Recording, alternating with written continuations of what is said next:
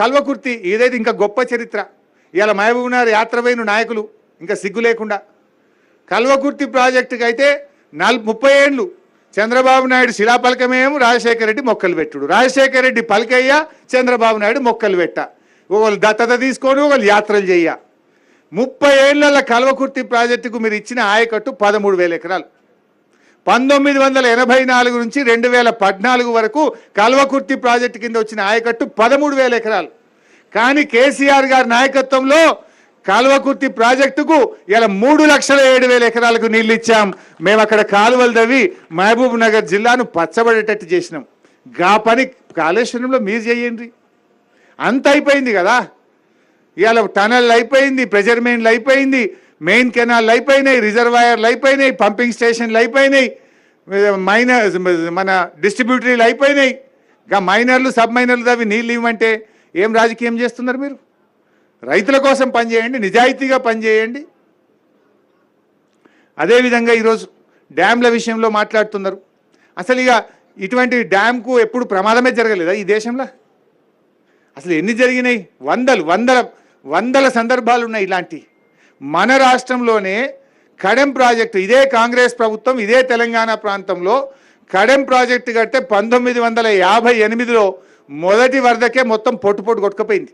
1958 ఆదిలాబాద్ జిల్లాలో కడెం ప్రాజెక్టు 1958లో మొత్తం కొట్టుకుపోయింది. తర్వాత రిస్టోర్ చేసిండ్రు. 1995లో మళ్ళా కొట్టుకుపోయింది. 2 సార్లు కొట్టుకుపోయింది కడెం ప్రాజెక్టు. అదేవిధంగా ఖమ్మం జిల్లాలో తాలిపేరు వాగు 2 సార్లు కొట్టుకుపోయింది మీ కాంగ్రెస్ ప్రభుత్వ హయాంలో. ఇదే వరంగల్ జిల్లాలో పాలెం వాగు జలయజ్ఞంలో కాంగ్రెస్ పార్టీ జలయజ్ఞంలో చేపట్టిన పాలెం వాగు అది సర్ప్రైజింగ్లీ ఒకటే డేటు 2 సార్లు కొట్టుకుపోయింది. వరుసగా 2 సంవత్సరాలు కొట్టుకుపోయింది. అదే తేదీ నాడు పాలెం వాగు కొట్టుకుపోయింది. 2 సార్లు పాలెం వాగు కొట్టుకుపోయింది, తాలిపేరు 2 సార్లు కొట్టుకుపోయింది, పాలెం మన కడెం వాగు 2 సార్లు కొట్టుకుపోయింది.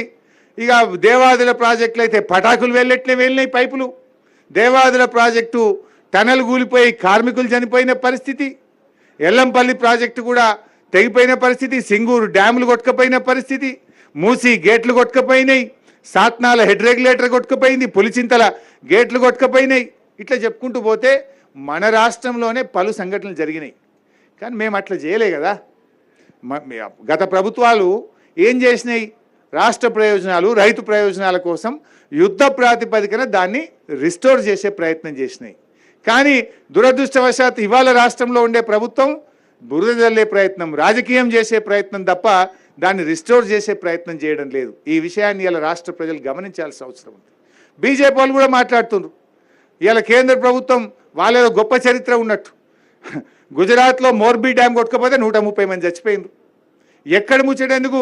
మన విడిపోయిన ఆంధ్రప్రదేశ్లో కేంద్ర ప్రభుత్వం డిజైన్ చేసి కేంద్ర ప్రభుత్వం కడుతున్న పోలవరం కొట్టుకపోలేదా? ఇవాళకి 5 ఏళ్ళు అయింది పోలవరం కొట్టుకపోయి. కేంద్ర ప్రభుత్వమే డిజైన్ చేసింది, కేంద్ర ప్రభుత్వమే ఎగ్జిక్యూట్ చేస్తుంది. ఇదే సెంట్రల్ వాటర్ కమిషన్, ఇదే NDSA వీళ్ళే చేస్తే కొట్టుకపోయి 5 ఏళ్ళైనా దిక్కు దివాన్ లేదు.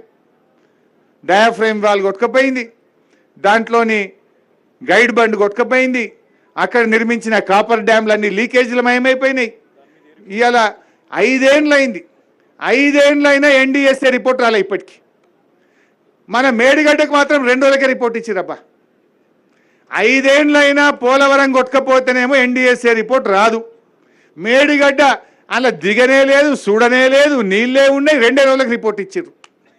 అంటే ఇది ఎంత రాజకీయ దురుద్దేశంతో కూడుకున్నదో అర్థమైతలేదా?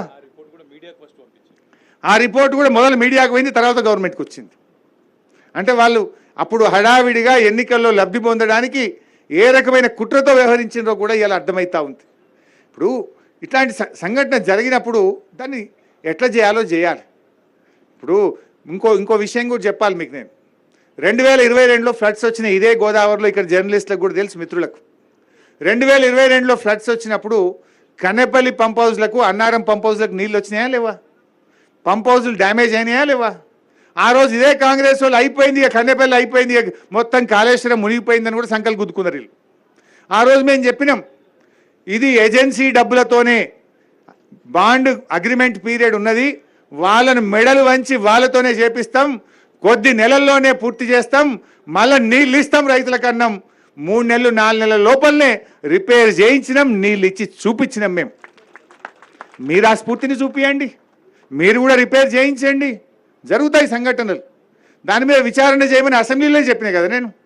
మా పార్టీ తరఫున మేము అసెంబ్లీలో మేమే డిమాండ్ చేసినాం, ఎస్ విచారణ చేయండి, తప్పు చేసిన వాళ్ళ మీద శిక్షించండి, కానీ రైతులకు ఇబ్బంది కలగద్దు, యుద్ధ ప్రాతిపదికన ప్రాజెక్టును పునరుద్ధరించండి అని చెప్పినాం. గా పని చేయమని మీ మీద ఒత్తిడి పెంచడం కోసమే ఇవాళ మా మేడిగడ్డ యాత్ర. రైతు ప్రయోజనాల కోసమే మేము వచ్చినాం.